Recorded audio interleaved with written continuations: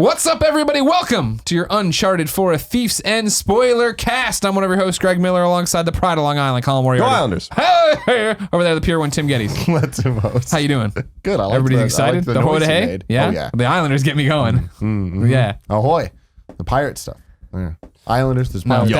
that's not a pirate. I was talking to, did you hear what I was talking to Nick about before about pirates? No. I was thinking about the word yar, the expression yar, last night, and I'm like, what does that mean? Right. Like, and he was saying he thinks it's you all are put together.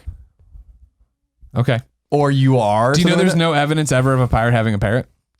I don't believe that. That's just something. bullshit. I don't believe that for a That's a second. lie. There, That's there definitely is evidence that they've had pirates. My mom embarrassed the living shit out of my brother when we were little because at Santa Cruz there's that pirate ship ride that like kind of goes back and forth. And at some point my brother said, if you want to be a pirate, you got to go R. He just said that randomly. And while my brother was on the ride, he must have been 7 or something. My mom from down there like was yelling at him like, Greg, if you want to be a pirate, you got to go R. Do it. Say R. And my brother was so embarrassed, and I'll never forget. I gave him so much shit for it for years. Next time I see him, I'm giving him a shit for that. Oh my God. Ladies and gentlemen, if you've never seen a kind of funny spoiler cast, the idea is simple. We are now going to talk about Uncharted 4 with all the spoilers we want, meaning that you shouldn't watch this until you've beaten Uncharted 4: A Thief's End. You might say, Or if you don't care. You might say, then why'd you put this up so early? The point is that YouTube videos don't expire. This isn't milk. So you can get to this video whenever you want to get to it. You can sit around, because when you beat Uncharted 4, you're going to want to talk to somebody about it. And if you don't have a friend to go do that, that's what we're here. So you can watch us talk about it. So this is your final warning to get out. 3, 2, 1. How about that fucking epilogue? I haven't talked to you at all about this thing. Go, Colin. Very good. My initial takeaway from it is that this is a way for them to continue the series. No way. In the future, if they One wanted day, to. sure, Sam and Sully. Yeah, I absolutely think that. I absolutely think that that's one of the intent, the pieces of intent behind it. Oh, Sam and Sully. Yeah. I thought you. I thought no, you were no. I talking actually think about I think with the daughter. Yeah. Years from now? And, yeah, and PlayStation 5? because the game the assumption about Uncharted is that it's contemporaneous, right? So to like the time. So for this to have happened, this is actually in the 2020s, like in the late 2020s when they're showing this or whatever. And so to me, it shows like, okay, like this is a cute little way to wrap it up. Everyone lives happily ever after. The one thing I really liked about it above all else is that it's definitely not the way I thought it was going to end. Yeah, I was going to say, were you upset that nobody died? Yeah, I was, but we'll get into that in a minute. But this to me was like, okay, this is a cute little way to end it. But I think the clear intent was to say like, it's not necessarily over. Like there's going to be more. This girl might be in the new Uncharted in 10 years from now. It's just a way for us to set it up and set it and forget it, as Ron Popeil would say. Yeah. In case we want to revisit it or someone wants to revisit it. But it's also a nice way to kind of put a bow on it, to give you exactly what you wanted or you thought you wanted, but you didn't think you were going to get, which was Elena and Nate being happy together. Because I got to be honest with you, like in chapter 14, 15, 16, like when Elena comes back, I was like, Elena's going to leave Drake. Like that was like there was so much back and forth between them. There's one line he says about she says about how beautiful the island is. He says, we should come here on vacation. And she's like, yeah, I mean, like I was like, Elena's straight up going to fucking leave Drake. That's going to be like the big twist. No one's going to die. Like Drake and her, she's going to be like, I can't fucking do this anymore. And like, we're done, you know? Yeah. So that was a cool way to be like, look, everyone's happy and Sully's still involved. And look, Sam's not a douchebag. And oh, they have a little girl now who's like really, she's a teenager and she's in archaeology and into all this kind of stuff, just like they were in the flashback scenes when they kind of go into their mom and dad. So I really liked the epilogue because I thought it was a clever way to say like Uncharted is not necessarily dead, but the Uncharted is dead, and there's a way for us to continue it. I absolutely agree, and I think that it did a really nice way of ending Nate's story, and I think that it sets up that Nate is not going to be in the next one, because you look at the wall with all the pictures and all the notes. Yeah, and all him and Elena have a life now. Him and Elena have a life, but also they've been busy. We're not going to get any more adventures because this showed us what they've been doing in all that time, so we're not going to get that, and I love that.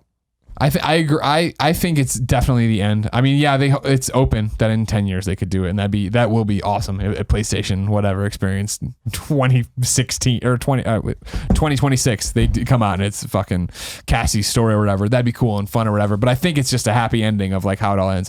One thing to point out though, and I know it's weird, right? We're talking about, we always think it's contemporary, and he uses a smartphone or whatever, and obviously a Sony phone on the market. Her room is filled with posters that don't have dates that far ahead or whatever. It also has, if anybody noticed this, a poster that says Last of Us American Daughters, which is not real. It was The Last of Us American Dreams, but this is The Last of Us American Daughters, and it's Ellie in a gas mask.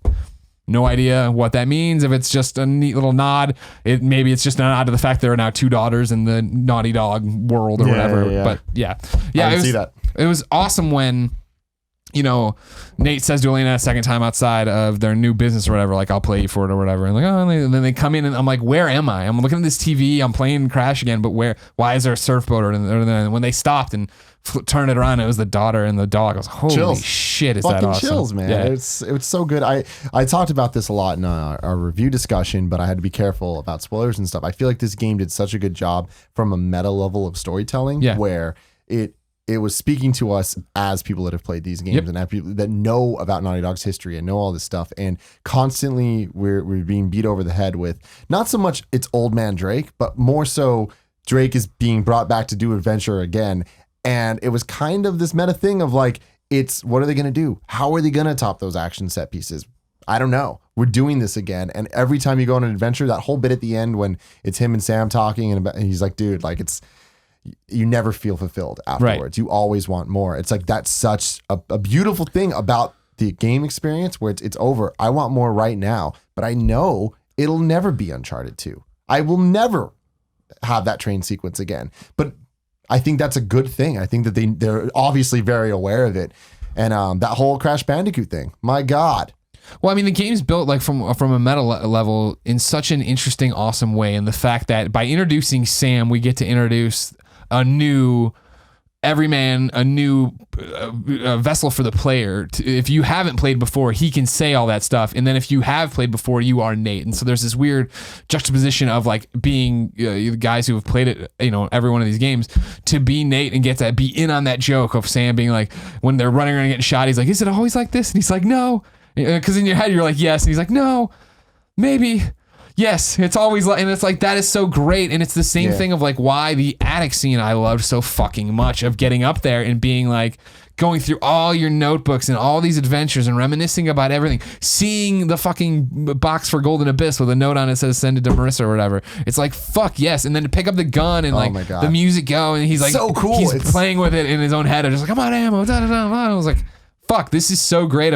When we talk about pacing and why I liked the pacing of this game, easing us into it of like what Drake's new life is and how from the get-go, like I've been talking about it since PSX, right? Of like him stamping those papers and just looking so miserable, to get in there and see him in the attic, like reliving his glory days, but then coming down to be with the woman he loves, but even that not being the fulfillment he wants. It was like, yes. Yeah. Oh man. It's the pacing I think is impeccable. And I there's reading a lot of the reviews. A lot of people have issues with the pacing later in the game. And now that I can kind of talk about it in a more spoiler filled way, I understand what they're saying. I agree that like once Elena joins you the second time and you go through and you're in the jungles, and exploding mummies and all that stuff, it is a little samey. It is a little bit like, all right, it feels weird to be so late game Uncharted that it feels like an early game Uncharted. But I think that is intentional. I do too. I think that you're supposed to feel like Uncharted 1. This feels like Uncharted 1. This is like, that was what you were talking about, I think, in the thing, but we couldn't talk about it, is the fact of like, in terms of like, okay, we have a lot of Sam, and it's like, you were saying like, cool, this is all right, but I want to be with Elena. I want to be with Sully. Da, da. So like when you wake up and you go through the whole thing, explain, why they changed their name, why they've been on the run, and then you're telling it to Elena, and then you're off with Elena. I was like, yes. And it does feel like I'm playing Uncharted 1 again, and they were doing it. They were doing the thing I always wanted them to do in Uncharted 2 and 3 to an extent, where they weren't waiting till the end fucking cutscene to have the conversation. It was like, she even says at one point, like, don't worry about that now. There'll be time for that later. And you play through a section and then it ends, and Nate immediately picks back up. He's like, you know what? No, it's on my mind. I need to talk about this. Whereas like Uncharted 3, the entire time you're like, are they married to each other? Did she marry somebody else? Why is she wearing a ring? Why isn't he? Da, da, da, da, da. And then at the end, they're like, here's what that's all about. Mm-hmm. Yeah, I think I think they did a really nice job with Elena, and I think towards the end of the game, you kind of get some closure with her and kind of get some inclusion with her. I think they really fucked up Sully, and like Sully's really my favorite character in Uncharted, and like he's like the father figure. He's like really, in as you see in 3, very influential in why Drake is Drake. You get more of like why Drake is Drake from his backstory with Sam in this, which is awesome, with this kind of like derelict parents and all sorts of shit going on with with their orphanage and stuff like that, and how they get their name and stuff. But Sully was underserved in this game significantly, and that is a huge problem for me. Like that's one of the major things where I'm like, why don't we get closure with Sully? Like there's a cute little note in the epilogue where he's talking about playing backgammon and stuff like that. And like, I really liked the scene. One of my favorite chapters was the black market auction when you see Sully for the first time. Yeah. And I was like, all right, great. And like, now we're finally getting Sully back into the mix and stuff, but then he's gone again, and you only really hear from him on the radio, and then like he comes back towards the end, and I'm like, why isn't Sullivan in this? I don't like. I'm fine with Chloe not being in it. I'm fine with Cutter not being in it. Cutter's mentioning. I don't think Chloe's even mentioned except for the fact when he like sees like he's looking at a picture of her or something. He's like in another life or whatever. Yeah. That was basically the only mention where I'm like, that's fine. Like, we don't need Chloe's kind of like the Lando Calrissian or something where it's like, you know, we don't need him in the new Star Wars per se. I'm sure he'll be in there because they have to squeeze everyone in there. But like, it's saying with Chloe, it's like Chloe sort of the place and time in 2 and 3 with her connection to Flynn and all that kind of stuff. It doesn't really make any sense now. But with Sully, I was like, well, where is he? I'm like, why isn't he here? Like, I understand he's getting old. He's getting very old compared, you know. But to me, I was like, I don't know. I liked Sam and Nate's relationship. I warmed up to it. I liked the way it ended. I was a little disappointed that Sam didn't die. I thought that's what they were gonna like. The big thing, my big takeaway is like no one died. Yeah, and I was like, I told you, dude. I was telling you, I'm like, Sam might die, but I don't even know. I think it's kind of like, you can look at it two ways. Killing someone can be a cop out, or not killing them can be a cop out. And I think that for emotional resonance and closure, it would have been cool to have one of them die. But the way they ended it specifically with the epilogue showed. The epilogue is going to be a major surprise to everyone because it's happy. And I knew that Uncharted would end with like some sort of happy thing. That's why I knew nobody would die though, or like, nobody major would die because it has done. Because if it, you were saying in the beginning when you're playing through, like it didn't feel like Uncharted, right? Ending it with Elena leaving Nate, or Nate being dead, or Elena being dead, or Sully being dead even it would be so not Uncharted. That's the thing, is like, even though they're not doing the supernatural element, it still has to end with like everything was great. You know what I mean? And I think that's good. And again, going back to Fast and Furious, it needs the barbecue moment. It needs this is a celebration. There's music playing and everyone's happy, because that's what we expect from this. We expect it to make you feel good, to make you feel like you won. Sorry. No, please. Because I want to talk to your point about Sully. My not even counter argument to it, because I thought Sully was fine. Sully served his purpose, I thought, and I liked that his plane was back. I was like, oh fuck yeah, the plane. I haven't seen that in forever. But I mean, for me, it would just be, I guess, the fact of why didn't they focus more on him? I would think because Uncharted 3 was them. You know what I mean? Like, what? I don't have any unanswered questions or any real thing. Like Nate flares up at him. He's like, oh, you want to help Sullivan? Go make sure she gets home okay. And he's like, whatever, and tosses stuff down. It's like, that happens with friends, mentors, whatever, where, you get in, but it's cool. You don't need to have like a come to Jesus moment where we have like this cry session and are okay with it. I don't think we needed to come to Jesus moment. I just think that those two weren't alone very much. And I just feel like that was part, like Elena and Drake alone, Sully and Drake alone were part of, and Chloe and Drake alone were, I think, 3 major pillars of Uncharted. And since we didn't get Chloe, which I'm fine with, because I never really found Chloe to be a very tantalizing character personally. Like, she was very, I liked her. She was cool. She was interesting. She's very sexual. She's another turncoat, like just like any other in the series. Like, but to me, I was just disappointed that and that's a minor disappointment, because I actually think that the story was stellar. I think it's the best story in all of the games by far. And I think that, I don't know if that.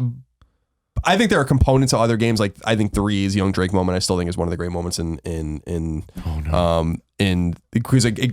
series, because it gives much needed context between Sully and Drake, which we didn't have. We had no idea how they met each other, and I think that was the one disappointing thing, or the one strange thing about this game, was that we got context about Drake's past, lots of it, through a character we didn't even know existed, and I like.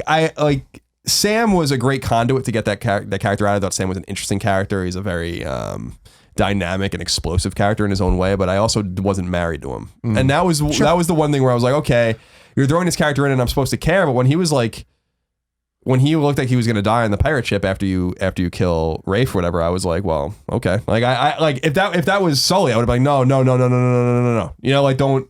But with him, I'm like, fine. Like, that doesn't matter to me. I have no connection to this character. Compared to those characters. I didn't care that he was going to die. I wasn't upset. It wasn't until Nate's reaction. There's that one, it's like a split second where Nate's looking around and he does like one of these. Like, you know what I mean? And just like the way he emoted, that's when it was like, I felt for him because I loved him. And for the same thing, I was the same way, where playing it, I'm like, all right, cool. Troy's doing a great job playing this guy. Is he cool? Is he a douchebag? Oh, he's going to keep running, one idiot, da-da-da. But then for me, the end cap of the conversation that you're talking about of like, you're always going to have that. You're always going to want the next adventure. And then him and Victor's interaction there. And then the letter at the end, I was like, I like him more. And going back and replaying it again on Crushing, I was like, I like him now that I have context for his entire arc. I think the cool theme of the game, or one of the themes that I took away from, was like stop. Like over and over again, like that everything about this kept telling them to stop. Yeah. Because the cool thing about the pirates and the 12 pirates and all that kind of stuff in Libertalia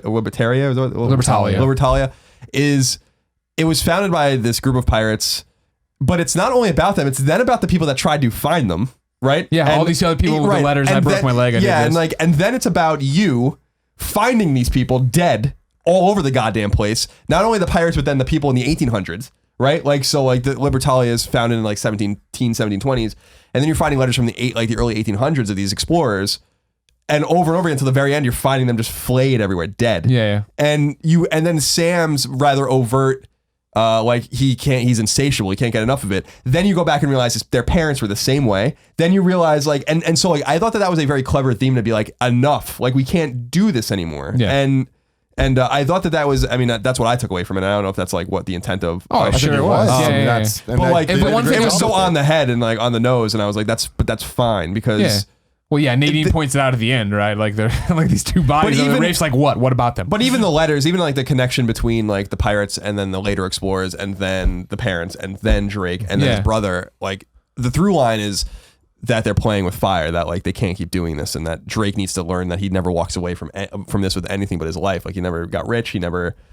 That's the one thing I wished maybe they would have played up a bit more, is that Uncharted 3's story was Nate coming to the same realization that Sam's coming to, right? Or that, and Nate at the end, Nate gets to have that moment of like, yep, it's never enough. I could have gone for him saying something similar to that in the very beginning. You know what I mean? Fighting a little bit hard, of being like, even talking to Sully, of just like. Because Sully knew after the last one, like that you're about to kill yourself and everyone you love to do this one thing. Why? I mean, I think him looking at like the picture, I think is so powerful. The one that's like the Uncharted 1 picture of them standing in front of all the shit. With the shotgun, yeah. Yeah, it's like that is so.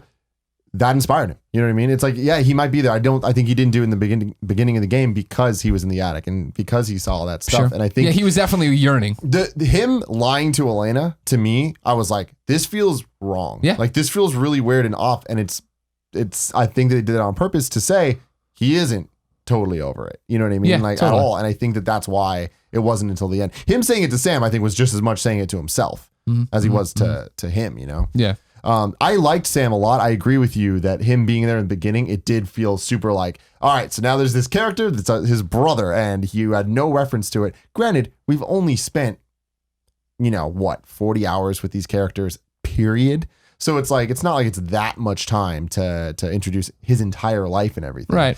3 did such a good job of explaining the backstory. And I don't like the flashbacks in 3, not because of the story. I think what they added story-wise was amazing. I thought they were boring segments. I think this game solves that, where the flashbacks are super fun, super interesting, and fast and quick. And when you're going around the mansion, there's a sense of tension going on. And I enjoyed that a lot compared to the museum scene in 3. And growing with Sam, I do instantly, even though his introduction was weird to me and I didn't really care too much, it very quickly hit me where I'm like, I love the interaction between them. I totally get what's going on. I totally get that Nate is being egged on by Sam and trying to impress him in a weird way, but he's actually the more mature one and he knows it, but he needs to admit it to himself. That drove it for me so much. And I think that the Sullivan thing, like, I love Sullivan. He's fucking awesome. But yeah, I think 3 was about him. So not having him in this the whole time I was okay with, but I also like that they gave us time with Sam to then have that epilogue of Sam and Sully going off. I like that it felt complete, of like, it's a family. Like Sam now has Sully as a father figure, even though he's older. And I was also like, I'm like, how the fuck old is Sully? What the hell, is still out there just like partying? Granted, they're not smoking anymore. Okay, I get it. He mentions retirement in his letter, but even then, they were going off on another job. You have to imagine they did another 5 years of job. Like, damn, Sully, you a 75-year-old guy out there beating the shit out of people. Sully's a great character. I think. I do think that what the story nailed, was that there are no supernatural elements, which I think is fucking awesome. So good. And there are none. And number 2 was the whole sequence with the pirates and the pirates like cooperating with each other and then them turning on each other. There's a lot of politics and intrigue in this, like in the subplot, that you can read into if you find certain things. And the two shots and the 2 sequences that really, they're not even sequences because they're not even really cutscenes, but 2 rooms you get to in Libertalia I think were really cool. Is number 1, where you get into the treasure room and all of the portraits say thief on them. Yeah. Of like all the founders. I'm like, this is fucking awesome. Like there was a rebellion here and these people all turned on each other. And I thought that was really cool. And I really liked the dinner sequence as well, where all the bodies were around the table. Yeah, that's phenomenal. Oh my God. And I was like, this is so cool because you kind of get this vibe that it was solely a peasant uprising or something, but it really wasn't at all. Like it was actually like everyone playing each other at the top. Yeah, everybody's going off each and other. like they had their like people on the bottom that were fighting with them. Obviously, I mean they killed like a bunch of people, but it was really like all total. It wasn't like what I expected was like an uprising of the have-nots to the have, that like some people that have something, but actually it was like way deeper than that. My interpretation of it was that it was splintered at the very top, and obviously like they all turned on each other and then turned on each other again. Yeah, Avery and 2. Yeah, so to me, I was like, this is way cooler than, because you find like your Shambhala or whatever in terms of finding the city, but then you also have like this actually intrigue with a bunch of characters, real people, that you're like kind of confused, like why are they doing this and like why do they have this cooperation? And it's really like I think the dates were very deliberate. The 1720s, like kind of an enlightenment, like early Enlightenment period, but before the United States really revived like Republican democracy and all that kind of stuff, and representative democracy. Like these guys were doing it first, so I think a lot of that stuff was like in terms of the historicity of it was very deliberate. But then how it totally like corrupted and like burnt out on them is really cool, because absolute power corrupts. Yeah, absolutely. I think that the villains of this game are some of the best in the entire series because of what you're saying. Like, I think the main villain was the thing that you're not even actually facing. It is these pirates, and they're all kind of fighting each other. And the villain of the game is kind of the greed of adventure. Sure. It's kind of trying to take it farther and taking it to the point where you should stop. And you see it with all the characters, but having Nadine and Rafe kind of there along the way. I said this in the review discussion, but I enjoyed that it felt way more story based than the other ones. It wasn't just here's a bad guy with an army. It's here's a bad guy with an army for a reason. Right. And I like that all my issues with the other Uncharted story wise was, all right, every single plot point is let's get to this place to find out that we just didn't make it in time. They already made it here. We have to go to this other place across the world. Why? Here's a loose reason. It'll make sense later. And you do that like 6 times. This game knew that everyone expected that, but they talked about it. They talked about the wild goose chase, and Nate knew. Nate was like, this isn't it. This was going to lead us to a map somewhere else. You know, I think even though obviously Amy did Uncharted 3, Neil and Josh do this one, I think you see the reaction to Uncharted 3 in this, because there were so many conversations where Elena or somebody else in the car would be like, but why are they doing this? And then there'd be an explanation of what's happening, whereas before it's like, well, was Talbot fucking magic? I don't know. I didn't think about it. And then somebody gets mad. They asked all those questions here and moved on. And it is, I think it's a great callback in a way to like what Uncharted 1 was, where Sir Francis Drake was a character in Uncharted 1 and Avery is a character in this. You know what I mean? What you're talking about is true. Like he is the real bad guy, and he is he's putting you through all these tests to see if you're worthy, and you see statues of him and you know about him, and you, without ever speaking to him or seeing a cutscene of him, you feel like you know that character and what you're going. And so by the time we get to the dinner scene and we have this amazing cutscene of Nate and Elena putting it all together and explaining what's happening, and they're doing like they act it, and Nate acts it out, and it's like, fuck yes. It's so good. And again, it's funny because like the bad guy in a lot of ways is Sam. You know, like Sam's straight up lying the entire time, putting the characters in a position where they could die at any given moment. Yeah, and that was the annoying thing about Sam. I mean, you knew he was going to betray him in some way. Like I was just waiting. I didn't know what it was. My thought was that Sam was working for Rafe the entire time, and it was kind of similar. The one thing that I had a problem with in this great and encapsulating this great story is I do think Nadine was totally unnecessary. When you really think about like the plot, like why she was in the plot, there's no reason for her to be in it at all. But that was like one of my major things where I'm like, it takes away from Rafe having Nadine there. There's no need to have that that character specifically serves only the purpose of delivering an army, a private army. But that's what Rafe could have just hired mercenaries. I know. Like, I don't understand why, and they still work for Rafe at the end. But I know. But my thing there is, I think that it gave a level of story context to the people that I'm killing that the other games didn't do. Where if it was just Rafe hired a private army, it's different than having a character you associate with it. How do you do that? How do you hire? It's Nadine's army doing this stuff. That the reason that Rafe.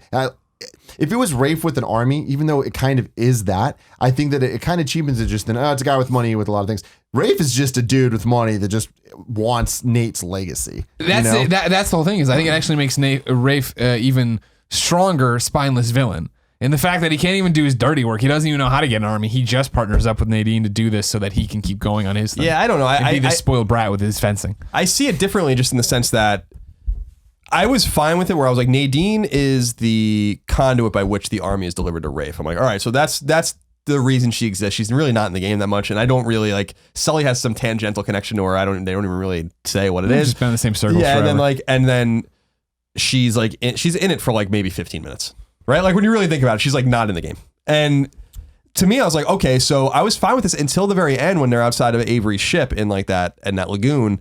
And she turns on Rafe, and I'm like, all right, cool, like everyone's gonna turn on her, but the soldiers turn on her because he has more money, and I'm like, this is like, that was when I was like, this is broken. Like this it doesn't really affect the story at all for me. But like Nadine, I was like, you literally could have removed her, and there would have been no consequence to the story at all. Like, because I didn't really need, just like in a great action movie or something, or a pulp fiction, I didn't really need to know the explanation of how Rafe got his mercenaries. He has money. So he got his mercenaries. It's the same thing as like any 007 movie with their fucking goons and their army of people. It's like they have money.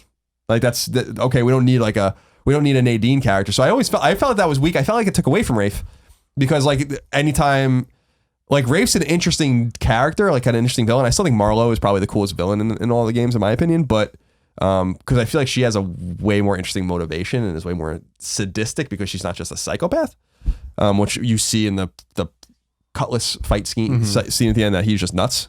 So I just felt like, I don't know, that was my one, if I had one issue with the plot, it was that. No, I loved her. She was like a bright spot for me. I thought she was, I agree, not in the game a lot.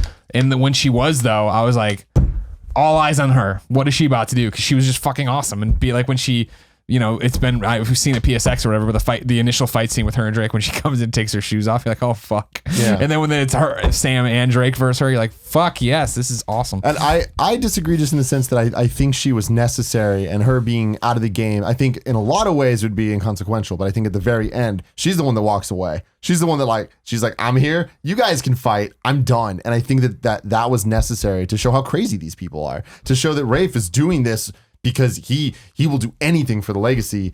And what's Nate doing this for? And Sam's doing it because he's just consumed by adventure. But it's like, and is Nate here for his brother, or is he here for the same reason these other guys are? And I think her walking away, her being there was necessary for her to walk away, But also I like the fact that there's no supernatural stuff in this game, I think is so important, because it was so, like, the fact that it happened again in 2 was like, huh. And then in 3, it didn't happen, but it did happen. Yeah. So it not being in this, I think, is pretty surprising. Totally. And I think that it's a very, very, very good call. I had forgotten about it until like we were down in the catacombs, and Elena and Drake's like, "What do you think, pirate ghost?" And she's like, "Don't even kid about that." And I was like, "All right," but I was waiting for it. I love that you get to the end and there's a pirate ship in a lagoon. It feels just like the Goonies. Yeah. When you think of Uncharted, you think of treasure. When you think of pirates, when you think of all this stuff, this game, I think the end nailed it, in the sense that you're literally fighting on a burning pirate ship. It's a sword fight to end the whole thing, one-on-one. And once that happens, there's an escape thing as everything's crumbling and you're trying to get out. And that's it. That's a perfect gameplay end to me, to the Uncharted. Yeah, I loved that. I loved the symbolism of the brief time you're on the pirate ship before you run into Rafe, where this is the closest Drake's been to this level of fortune before, right? Like, this is the... he's amongst what are hundreds of millions of dollars worth of, like, goblets and coins and Persian rugs and all sorts of random, jewels and whatnot, and that he can't really do anything about it. And I liked the symbolism of that. I did say to you when I left yesterday that the last fight scene, I think, was almost Lazarevich level bad. Like, oh wow, really? And like I don't understand why they have to have these fight sequences at the end. I'm like, this is just end the game. Like, they don't have to fight. Like, we don't need fucking boss fights in these games. I just wish that they would finally learn it. And it's funny because I think Uncharted 3 was the one that nailed it the most. Yeah. Where it was like really just a big like gunfight when he was like hallucinating. And I was like, that's way more clever than this Lazarevich shit. Sure. And certainly way more clever than fighting the guy on the boat in the first one, where I was like, to Navarro or whatever. Yeah. Like, where it was like very procedural and like you were just kind of like going through the motions. I'll stand beside you and say that, yeah, like they don't need boss fights. Boss fights a lot of times are dumb unless it's like a Shovel Knight or whatever. Or right? yeah, Where a we're video building up game, to but we're not. something, yeah. This is a game, but it's not a video. Like, it's not a gaming. That said, I didn't hate the sword fight. But I didn't hate the sword fight because I thought there was so much great interaction between Rafe and him. I mean, all it was stuff. I think that it worked for me because it was a glorified QuickTime event thing, and it was just you're just blocking left and right. Like they dumbed it down. Like I hate it when there's new gameplay elements introduced. And it's like, what the Here's hell? this one mechanic you've never ever seen. This to me was simple enough that it was just do these things to get him to say something different to really kind of put an end cap on this, and it worked for me. Had it been a little more difficult, I would have been really pissed off because I could get hit a couple times and it didn't matter playing through on normal. Yeah, I wasn't very good at it, and I think that's why I became frustrated with it because I'm like, come on, this game. But if you're not good at it or you need to play through it on Crushing, we have a video coming up on this where you don't have. I've figured out a way on my Crushing playthrough to play it mindlessly, and you don't have to worry about anything. You just instantly win. But it reminds me a lot of Metal Gear Solid 4's final boss fight with Ocelot, where it's the same thing. You're fighting him, and that frustrated me because it was unnecessarily long and it was hard. It was introducing a whole new gameplay element, and it didn't really work well. I think this was the good version of that, which is it's very story driven, and it's a nice end cap where they could have ended the game with just gunfights and cutscenes. But I think that I liked it. I liked that there was a little something different because you do expect that from a video game. Does it need it? No, but I think it's expected. I'm with you. Now here's something. So I'm playing the first time, beat it. Epilogue starts. It's like 12:30 at night or whatever.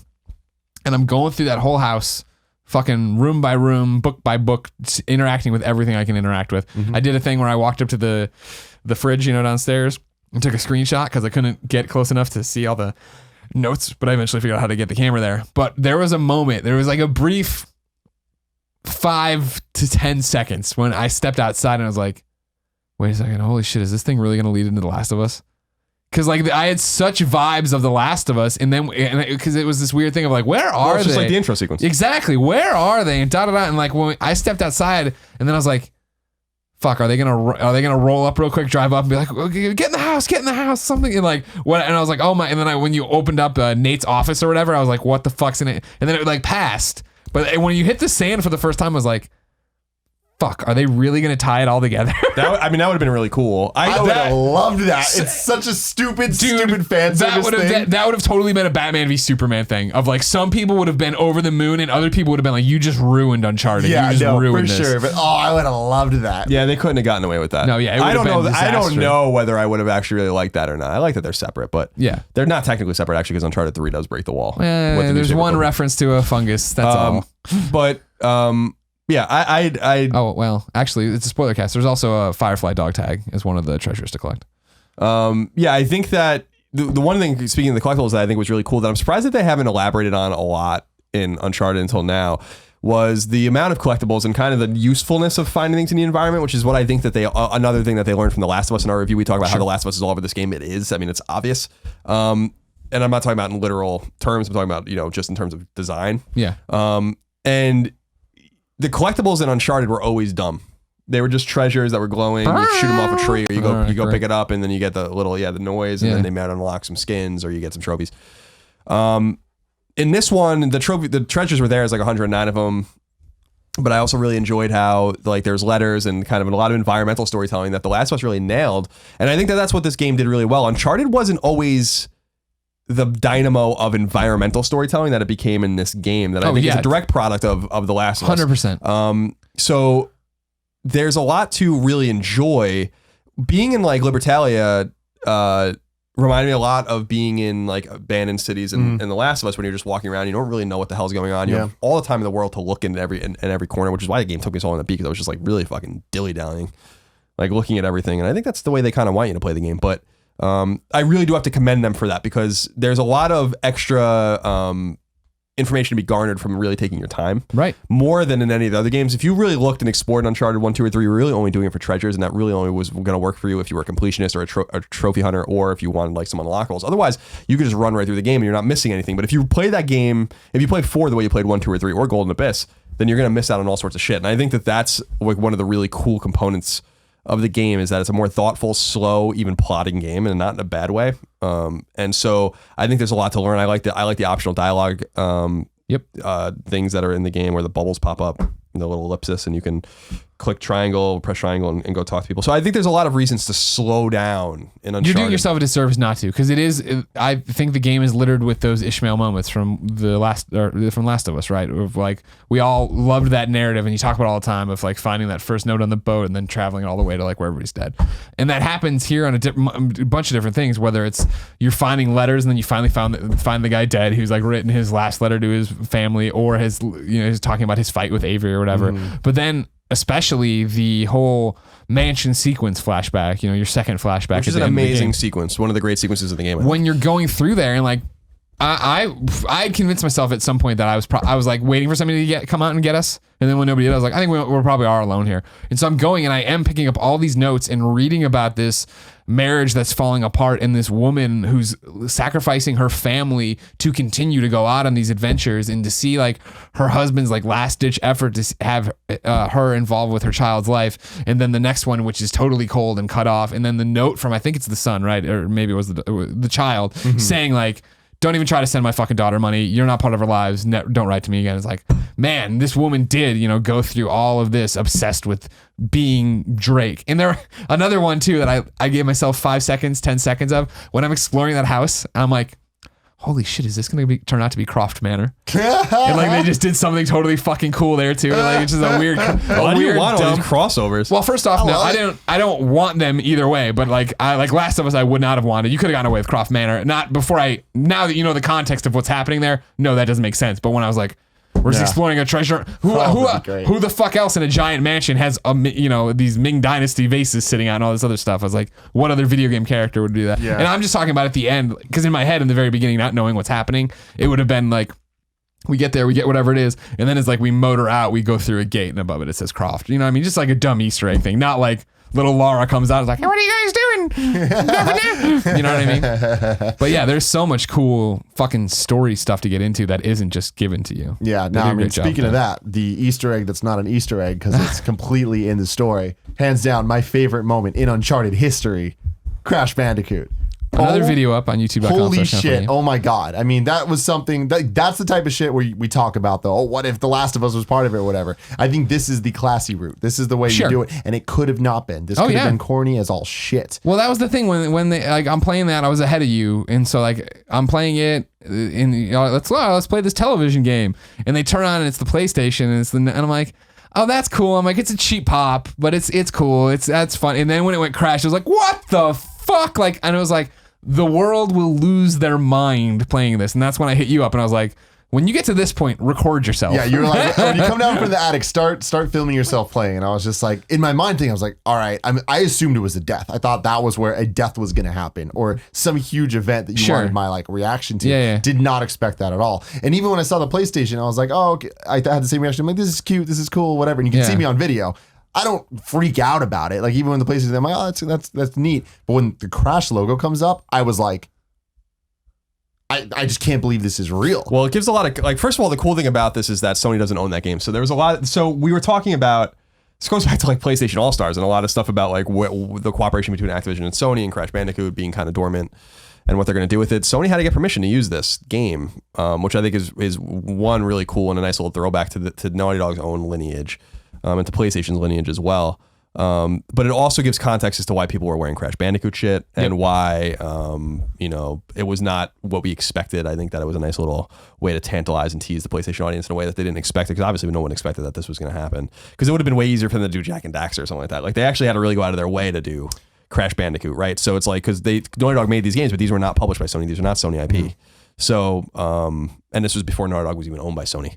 So I like the effort, the unnecessary amount of effort that probably went into doing that. I think that not only the effort, but I think it was worth the payoff in the sense that it's not an Easter egg. It is part of the story, and I think that it makes sense as part of the story because it is all about this history and this lineage and stuff. But also that gameplay, like you actually play it, and there's sequences that very closely mirror sequences later in the game when you're playing as Drake running away from the truck, the truck and stuff, which we also did in Uncharted 2. And it's like it's this nice sense of just everything's building on itself. And it's like the adventures, we're not even just talking about Uncharted adventures. We're talking about Crash Bandicoot. We're talking about all of these video games as a whole. And I think that it was a very nice, very fun thing. And I love that it came back at the end.